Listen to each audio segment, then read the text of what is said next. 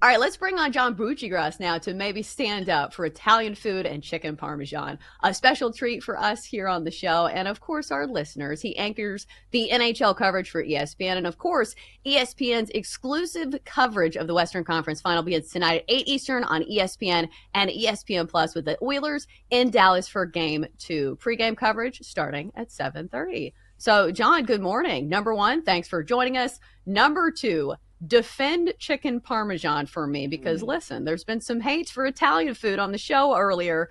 So please right our wrongs here. A lot to unpack here on an early Friday morning. Well, I'm a steak person as well. I have a steak every day for lunch. Every single day. So I'm also a steak person. I get the heaviness feel of chicken parm. I guess my defense of chicken parm, first of all, and also you said my name perfectly, which is always a treat for me. It's a name that gets pronounced 57 different ways, so I appreciate that. But the chicken parm is it's the reliable meal. Like sometimes you're so hungry, you just need to be satiated, and you want to keep it between the tackles. No flea flickers, no gadget plays. You just want to make sure that you get not hungry. And chicken parm is always good. It's never bad. It's sometimes great, but it's always at least good. So I think that dependability is what I'm looking for and why it became a staple for me. And also my body it loves carbs. To me, it's a great post-workout meal because you're hungry. You get some protein, you get some carbs, and you're so hungry that, again, it satiates you to get the job done, the next job done, whatever that job is. So I guess that's my general defense. And overall Italian food, I agree, the tour of Italy, you never feel as good after as you do going in. I get that. You need a passport for that meal, and then afterwards you don't know where you're going to go from there. But I love burrata, and I love veal parm, and I love a little penne, and you just try to do the Japanese methodology towards eating is 80%, right? You try to eat 80% full, then you stop, and that's what the Japanese do, and that's probably a good idea when you go to the Olive Garden. Is maybe pass on the breadsticks and the free salad. God knows where that came from, and just focus on a few items to get 80% full. Yeah, that's my problem. Is that I go to Olive Garden and I get the breadsticks and I'm like, oh, all I can have now is a side salad. I'm totally full, and then maybe a dessert or something like that. I don't have any discipline at all.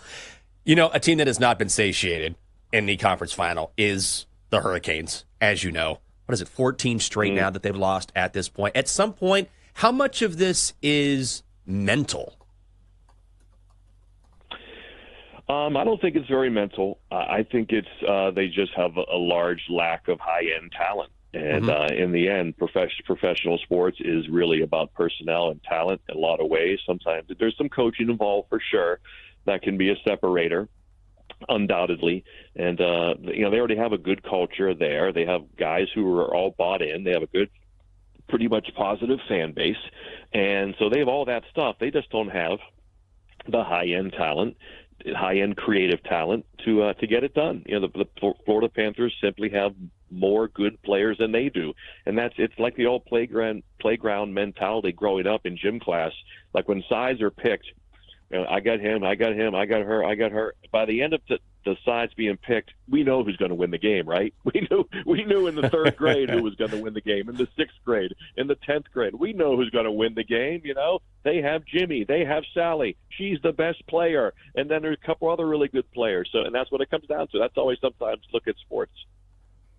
Man, I appreciate that you threw some girls in there in the playground mix. Sally, a real bruiser out there on the playground. Sally is an absolute brute.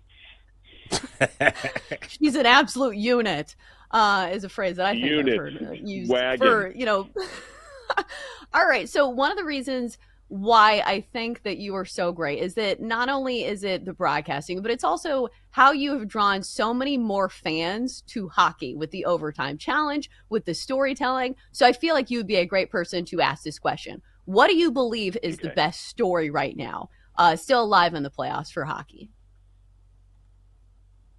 Oh, wow. Because, you asked me a week ago, of course, it's Mikko Rantanen, right? He's like a guy who was kind of amongst the greats in Colorado. When they won the Cup a couple of years ago, it was about, Nathan MacKinnon finally getting his cup, Cale Makar bursting onto the scene. and winning a Norris Trophy and winning the Conn Smythe and being a Stanley Cup champion at a young age, just a couple of years out of college. Gabriel Landeskog, the big Nordic god of a captain who kind of led them to victory despite being injured. And they had other parts, and he was obviously a great player, but kind of lost in the midst of this roster of stars. Now he comes to Dallas via Carolina, and he's kind of the guy. And he becomes the guy now, and he obviously gets off to a good start with all these hat tricks in the playoffs. And suddenly he's like an alpha, and and I kind of like that story in sports where a guy is suddenly, maybe I never visualize myself, and I think it's relatable for people, whether it's they're at their job or they're, we all have these jobs, or we work for these companies, and we feel like we're slotted sometimes by our bosses at a certain height, and okay, this is who they are, and this is about all they can be and do, and sometimes we just kind of accept that. And I wonder if, like, sometimes he had a great career. He was rich. He was obviously, everything was great in his life. But now he's suddenly kind of looked upon as leading them to victory. And before, he was more kind of the guy in row number 2, following the head warrior to battle. Now he's like the guy. And that's a whole different mindset to have. It must be thrilling. It must be a little scary for him. And so I kind of like that relatable story, because I think we can relate to that, how our station at our job or at our career changes because of some circumstances we don't even control. And then here we are thrust into it. Now what do you do, and how do you handle it? And it's also a gift, because, not everyone gets that chance that he's now having. So I like that story. And that still could be the story, because, we still have 2 rounds to go. And so I'm still keeping an eye on that, but that series only has 1 game in. And otherwise, the other story, of course, is the Panthers and all they have to offer. But right now, it's that Rantanen thing still for me. Now, of course, on the back burner is McDavid, right? The great player trying to get his first championship. That's always a thing in every sport, in all the sports, whether it was Elway in football and, A-Rod back in the day, although there was a different temperature around him for obviously a lot of reasons. But anytime you get that all-time great going for a title. Now, obviously, Elway was older. McDavid's not even 30 yet. But still, these hockey players start when they're 18, so they get old quicker than other athletes. John, got about 2.5 minutes here, but of course we get Stars and their game against Edmonton tonight. You guys are going to be all over that on ESPN. What happens tonight, and did the Oilers just lose their cool during that 5-minute, 26 span where the Stars kept scoring goal after goal after goal? It looked like Dallas really got under their skin there. Right. Sometimes you just underestimate a little bit of an opponent, maybe subconsciously. They know they were good. But, when things are cruising so well there early on, wow, this is easy. We're leading, and McDavid is flying around like a Lamborghini, and there's no way we're going to lose this game. And suddenly you lose it. You definitely get rattled and jarred probably. But then you reset like they have the last couple postseasons. They have a lot of scar tissue. They have a lot of memory. So I expect them to bounce back pretty good with a great effort. But again, just like we talk about the whole playground thing, maybe Dallas has better players. They don't have the best player, obviously, but they might be tied for the second best player or just behind him, and then they might have the third best, fourth best, fifth best, sixth, and then it kind of evens out. So that's going to be fun to watch.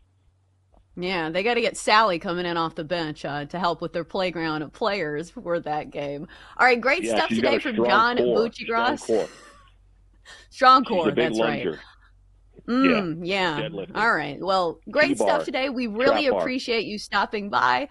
He is John Buccigross. He anchors NHL coverage for ESPN, and you can find him in Game 2. Catch the pregame coverage at 7:30 on ESPN and ESPN Plus tonight. Oilers and in Dallas. John, thanks for stopping by.